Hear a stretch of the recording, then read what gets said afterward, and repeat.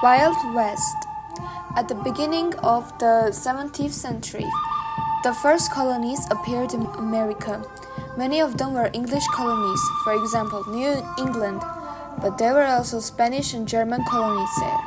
African Negroes arrived as slaves in 1019 and began working on plantations situated in South. They grew rice and tobacco. There were 13 colonies in America in 1733. The English king who lived in England far away was the king of New England and the other colonies. The colonists in America didn't like that. They didn't want to depend on the English king or on England. The Americans began to fight for their independence and got it.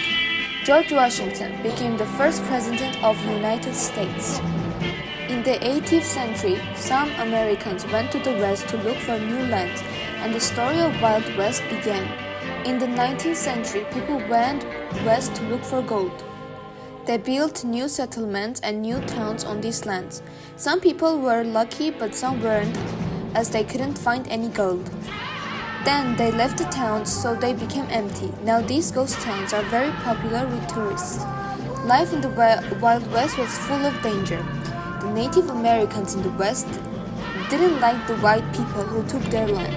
Sometimes they attacked them.